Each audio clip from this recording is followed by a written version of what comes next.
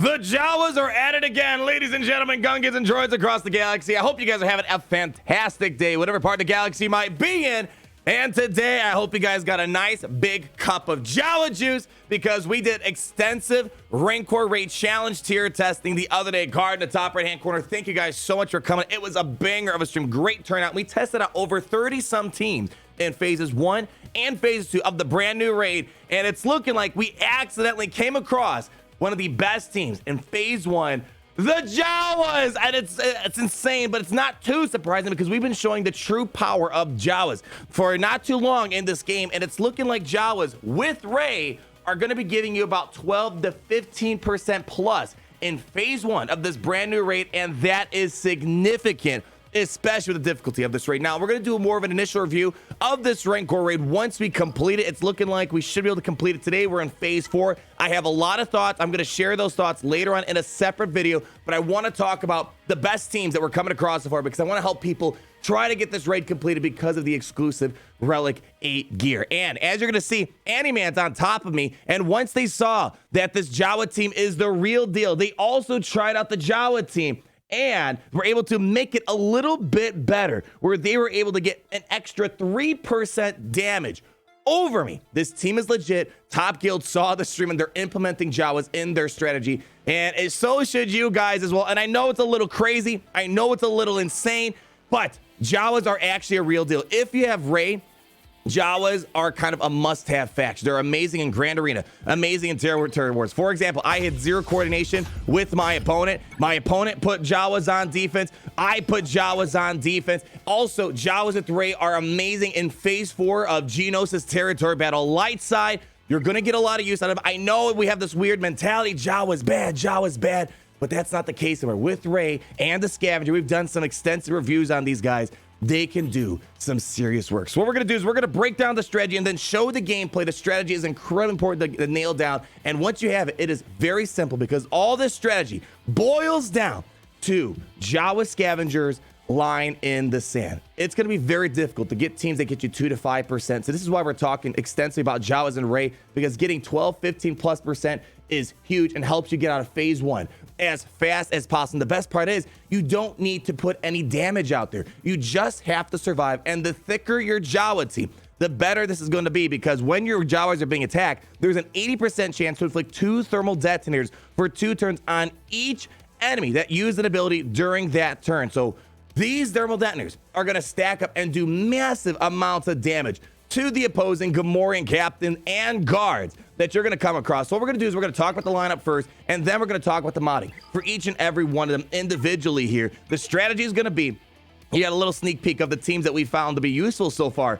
in phase 1 here, and we also will talk about phase 2 in a different video. Again, we're solely focusing on the biggest team that we've come across: Ray, Chief Nebbit, Jawa Scavenger, Jawa Engineer, Wat Tambor. And let's dive into the strategy. And I do regret when we went into this, we didn't even put our best mods on these characters. I'm going to tell you how you're going to want to mod these characters. Mainly high, incredibly high health for a few reasons. One, because Ray, through her leader ability, she's going to be juicing up the max health of your team. Secondly, the Rancor Raid hates max protection. Max protection is not going to be really the way to go, but health is primarily the focus. If you can't get health, protection is the second best thing. So ideally, I wish I put a little bit more health on Ray. We have a tenacity set here. These are my Grand Arena mods. I highly recommend a health set right here to get those numbers even higher, because the higher her health is, the more powerful her lifeblood is going to be, because she's going to be granting bonus protection to the rest of the team, and it's based off of her max health. So let's show you the other guys real quick. Chief Nebbit, he is going to be taking the punches for the team. He's going to be leading your Jawas into a glorifying victory here. And again, I didn't even put my best mods on him, but I highly recommend that you try and give him as much health as possible. We didn't even have the 6-dot health set, so we could definitely squeeze out even more damage in this raid with this team right here. Try to go health sets everywhere. Health primaries. I even have a health primary on this guy. Health everywhere, because the raid lead's going to amplify, make these Jawas super thick, meaning they're going to take more damage, and that way you're going to get more thermal detonators on your opponent. Again, health everywhere where you can. Ideally, protection is not going to be the way to go, and 6-dot him, because when you 6-dot a health mod, you're going to get 16% health, which is huge. These were the mods I used. these numbers could be even better if we modded right. And of course, Ray giving out more protection as possible. Jawas Scavenger, again, survivability is going to be the name of the game. Give health where you can. We didn't have the ideal mods, and we were still able to do amazing work. And the whole point about Jawas Scavenger is lying in the sand. He needs to survive as long as possible, which is why we're going to have Wat Tambor to always make sure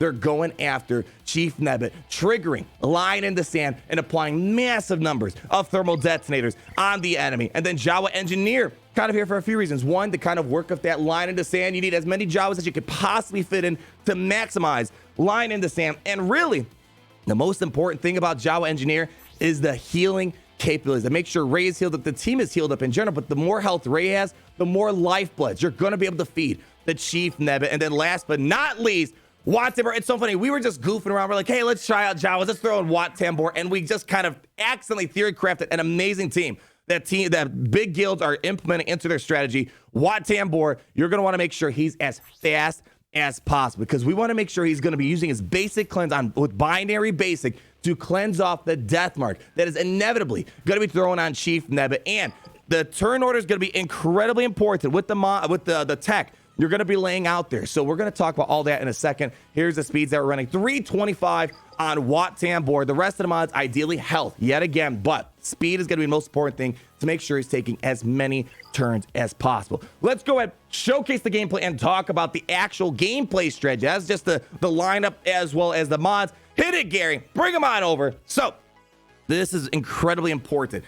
With Wat Tambor, you're going to want to give the tank tech over to Chief Nebbit. When he has protection, he's going to be permanently taunting, and he's going to be cleansing himself when he takes turn and recovering protection when he takes a turn. Now, the Ray, her most important job is to make sure she is applying lifeblood all the time and passing it over to Chief Nebbit. That is the most important thing, because you want Nebbit to be as thick as possible, because the thicker he is, the longer he survives, the more thermal detonators are being applied on the enemy. Now, this is also important. I did not do it in this gameplay. I passed over the health tech, the med pack, over the Jawa Scavenger. And after my guildmate Annieman saw what we did, they decided to try that Ray lineup, but make it a little bit more optimal. And what they did is they passed over the med pack to Ray. And I 100% agree. The second tech you're going to give out, Wat Tambor, med pack, Ray. So Ray is constantly healing herself, because when Ray has plenty of health, she can pass over lifeblood and increase the durability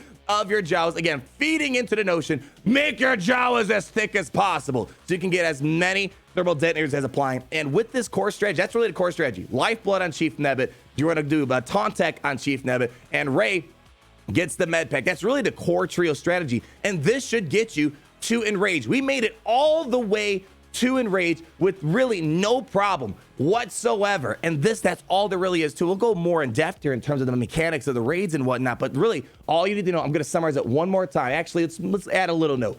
Firstly, high health on the team. Health everywhere where you can. Secondly, tank tech Chief Nebbit, med pack Ray, lifeblood constantly from Ray over to Chief Nebbit. That's really the core strategy to all this here. But there's a couple of things to keep in mind as well. Ray is panning out to be one of the best raid characters for this. Supreme Leader Kylo Ren as well, and Jedi Master Luke in phases 2 and 3 seems to do pretty okay as well. But Ray, one of the great things about her is we're not relying on damage, we're relying on survivability. And when Ray goes into her ultimate, what happens? You basically take no damage whatsoever. And when they're hitting you, the enemy that is, they're only doing 1 damage, and it's just free thermal detonators being thrown on the opponent. It's absolutely gorgeous when that happens. And keep in mind, with this raid, every single time you are hitting the Gamorrean captain, they are getting turn meter. Take that to your advantage when you're in the ultimate. You'll notice when I throw the scavenger scrap bomb, for example, at the Gamorreans,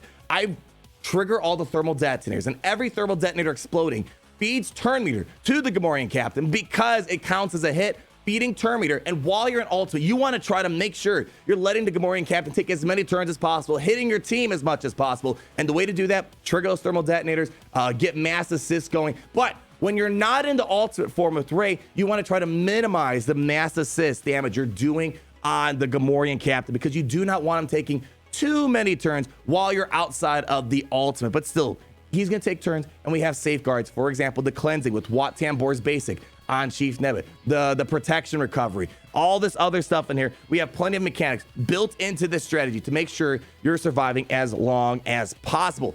Now, we talked about Scavenger.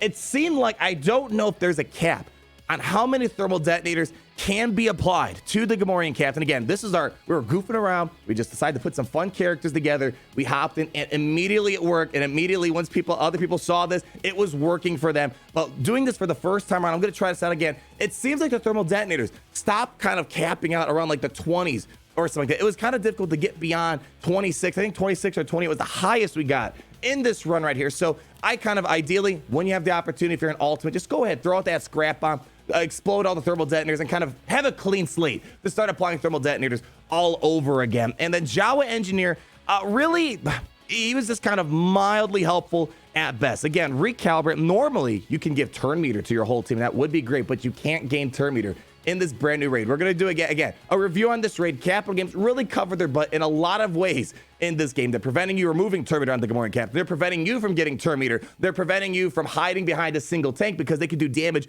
around the core tank. There's a lot of mechanics in the way here. So really, Jawa Engineer is solely here for the patch up, to keep healing up Ray, keep healing up the team in general. And I tried rolling my thermal detonators on my basic. It was quite difficult. Applying debuffs otherwise, like Darth Vader damage over times, for example, or basic thermal detonators from Jawa Engineer, it really seemed like we need like a tenacity down if you want to try to roll a thermal detonator. Again, all this damage purely is coming from Jawa Scavenger's unique ability throwing out the thermal detonators. When you see the total number at the end, you'll notice the actual physical damage we applied is nowhere near the damage that we applied with the thermal detonators. And the thermal detonators, unfortunately, they do not show you the actual calculation, but you can kind of do it. It's pretty simple. You take the total physical damage that the raid shows you under each character, and then you subtract it from the total damage, and you're going to see how much damage the thermal detonators did. And as you see here, we made it to Enrage. We got the damage immunity over on the Jawa Scavenger, and boom, boom, big damage. We got another 1.5% towards the end, and the attempt is finally over. And there you go. As you see, we didn't even get like 700,000 damage in physical damage, but as you see, the total damage is 4.8. So we basically did 4.2 million damage just from thermal detonators. And again, it comes all the way down to Jawa Scavenger pulling off some crazy stunts in between Ray's damage immunity. We didn't really talk too much about damage immunity, but in this situation where your characters are falling into the yellow, Ray's got damage immunity to cover your butts. We have plenty of ways to make your team thick. Keep passing over that lifeblood to Chief Nebbit. The bonus protection is going to stack up incredibly high. And then Wat Tambor constantly keeping Chief Nebbit alive and well, leading the Jawas into the next generation of glory. This is going to be one of the best teams for the Rancor Raid Challenge tier as of now. I'm not expecting any teams to solo this raid anytime soon. The developers even assured it. We're not going to have a solo team anytime soon. All these mechanics in here really kind of guarantee that. So really the goal is with this Rancor Raid, as we're going to talk in a separate video, is you want to try to form teams that at least get you 2% damage. 5% is ideal. That's what you really want. Anything over 10% is going to be a huge deal. And right now, Ray and Jawas are pushing 15% plus with the right mods and the right characters and the right strategy. I know, again, it seems a little crazy to gear up your Jawas for this, but if you've been watching the channel for a while, we've been showing some amazing things to Jawas, even outside the raids. So even if you don't want to gear up Jawas just for the raids, just know that they're a great Grand Arena team, and they're a very solid territory battle team. If you have Galactic Legends Ray, you're going to have a very versatile team with the Jawas. What started as a joke on this channel, we geared up the Jawas just for the memes and fun. It turns out it's going to be one of the best teams inside this Rancor Raid and many other areas of the game. Like if you did enjoy the video, comment down below and all your thoughts. Make sure you sip that Jawa juice wherever you might be. And always remember, it's great to be in the Empire today.